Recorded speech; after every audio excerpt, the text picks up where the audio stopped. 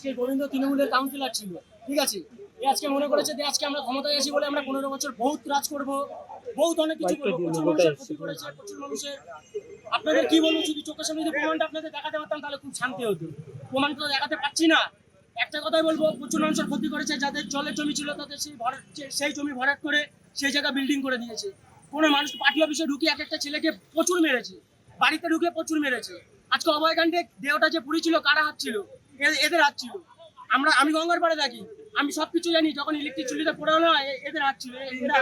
তোমরা কি আজকে ডিম থেরাপি দিলে? এরা গিয়ে বডি পুড়িয়েছে। আজকে ডিম থেরাপি দিলে? আজকে আমরা ডিম মেরেছি, আমরা আগামী দিন আরো মারবো।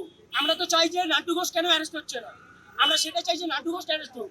আমরা সেই আশা বসে আছি যে নান্টু ঘোষ অ্যারেস্ট। তোমার নাম? আমার নাম মঙ্গল কুন্ডু।